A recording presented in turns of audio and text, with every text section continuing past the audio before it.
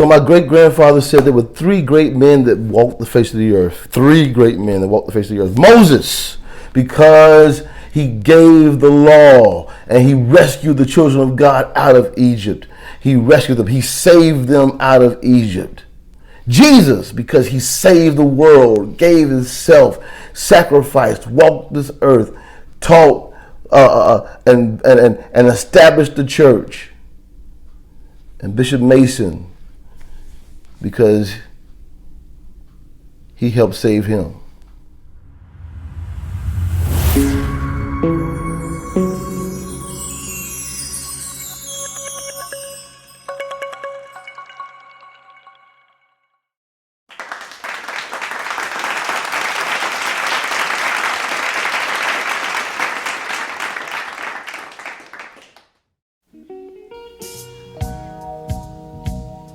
All right, everybody, finally Bishop Mason. Now, I'm not going to go through Bishop Mason's history. That'll be another day, another time when we'll talk about the whole history of Bishop Mason. But what I want to share with you is the contrast, what makes him different than these other people. And I think it's three things. And I'm going to share them with you. And I look forward to finding out if you agree with me. And it keeps setting my soul on fire.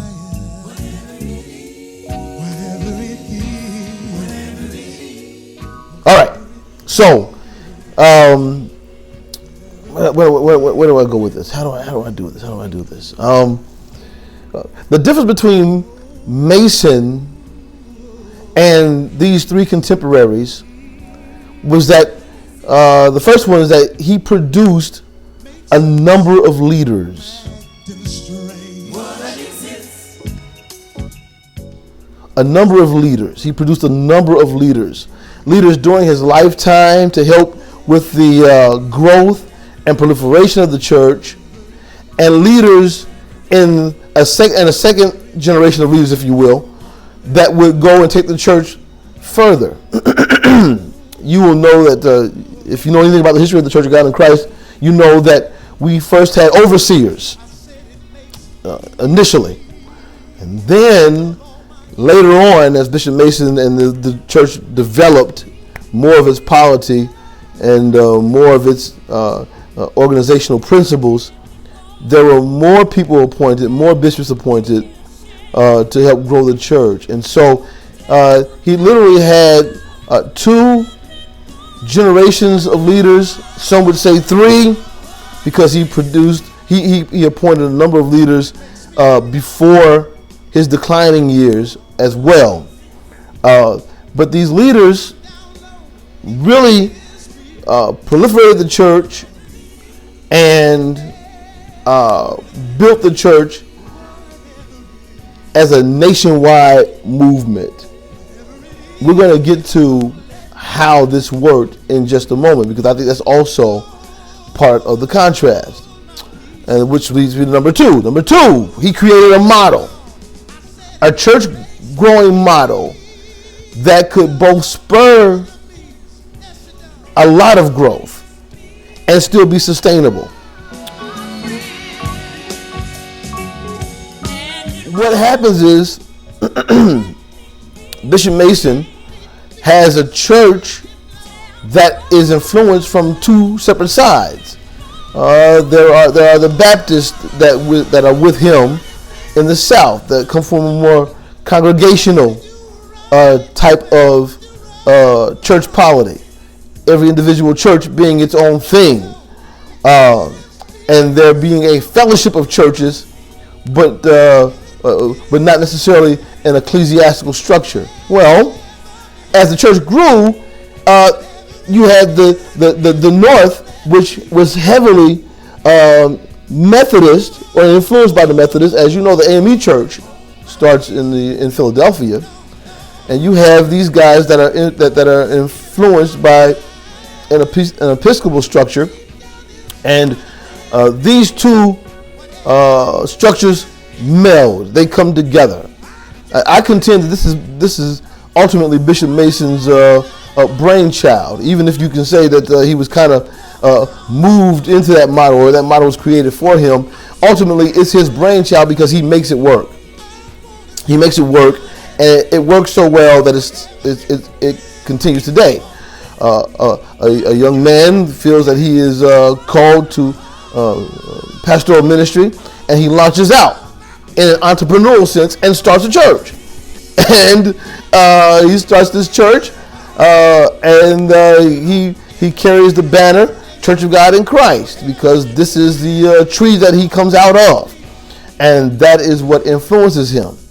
Now, you take a lot of these types of situations and you put them under the banner of a regional leader, the jurisdictional leader. Jurisdiction will coincide with region. You know, I'm stop right there. We're gonna talk about this. It's gonna happen. All right, let me get back to this. Or they would oversee a particular region,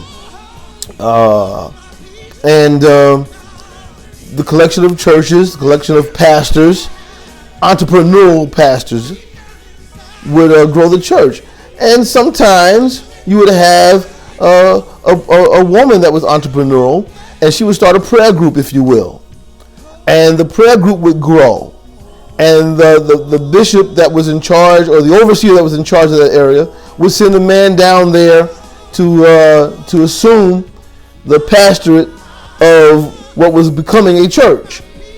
So this was a model that was able to spur growth, because the people were encouraged to literally have sheep beget sheep, and they were encouraged to organize themselves into local bodies, and then they would also submit to the leadership from Bishop Mason, Dad Mason, Elder Mason, as he would establish persons to be over regions, and they would send leadership in. This model is what differentiates us from every other kind of church, every other kind of denominational structure. And other structures now mimic what we do to some extent, but how we do it is unique to us.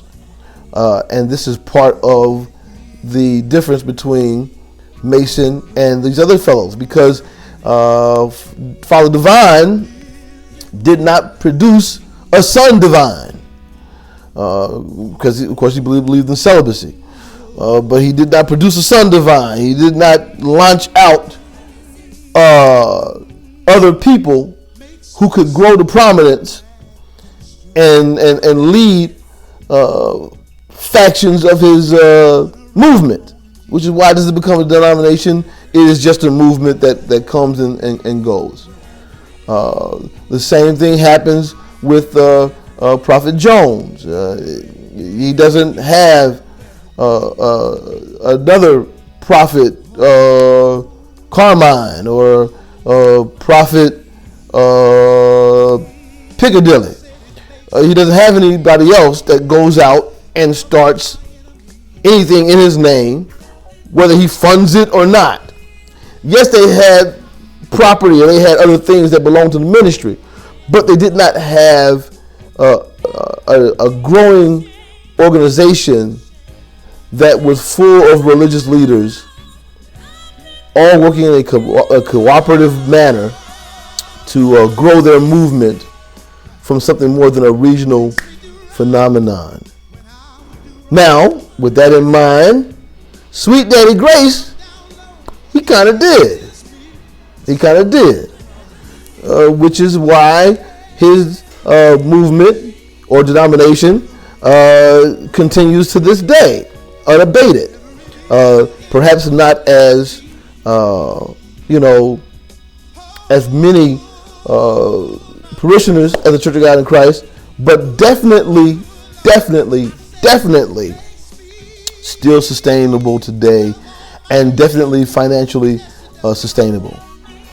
Some are eager to say that they are more financially stable than the Church of God in Christ, but I would differ there. I have another argument there. If you if you ever care to hear it, maybe we will share about that one.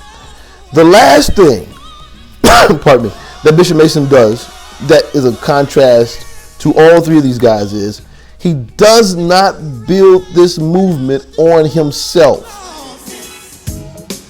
When I'm down low, he does not build this movement on himself. Now, this could be for any number of reasons. I've hypothesized that it wasn't built on Mason the way these other things were, because Mason initially starts the Church of God in Christ with a co-founder, C.P. Jones, initially, before they split off from each other. And C.P. Jones does try to build his movement, Mississippi, on himself. Different story of another day. But Bishop Mason, though he is the leader, and he is the key personality, he does not build the movement on himself. In fact, Bishop Mason is incredibly humble and incredibly unwilling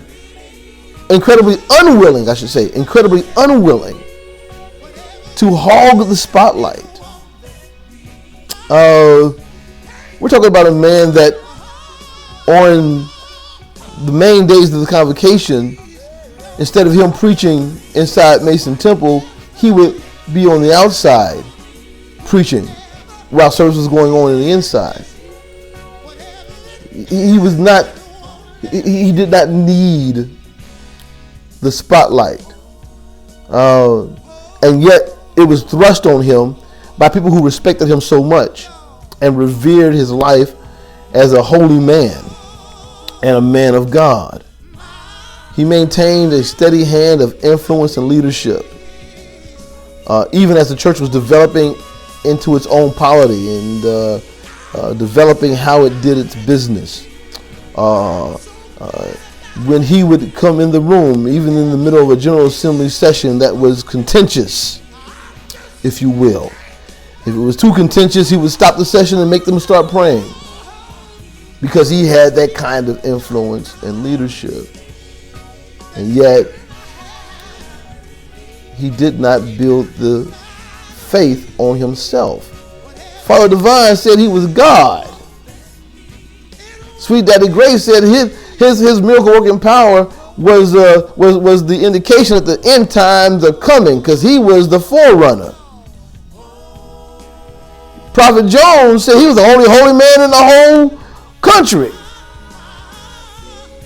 Bishop Mason did not do these types of things. He was not bombastic like that. You don't see pictures of Bishop Mason where he looks flamboyant, where he looks gaudy.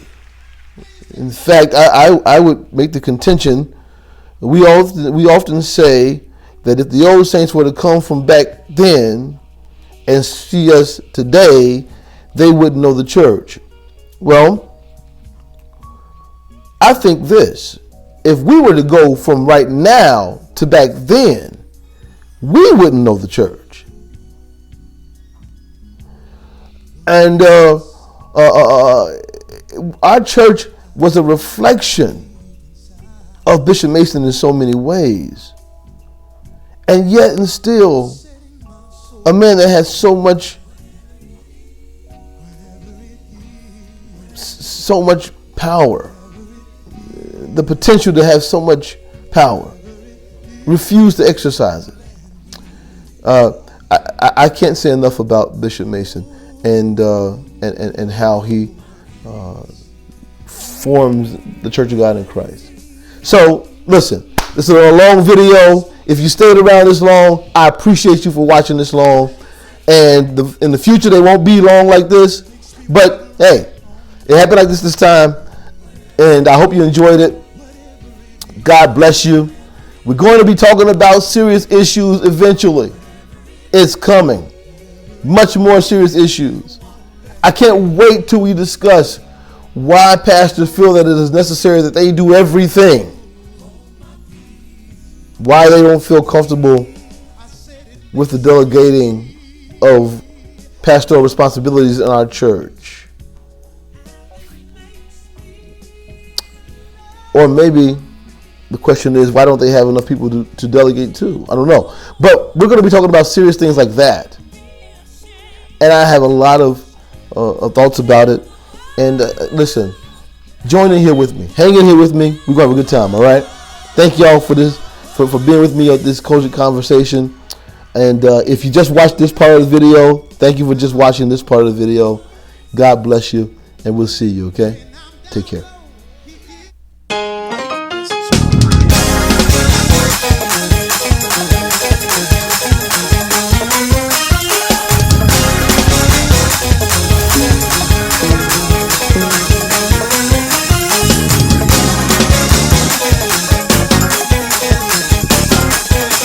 Be not doing well doing, for you shall reap if you faint not. Join us.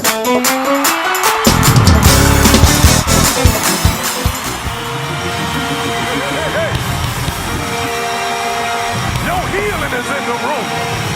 Your deliverance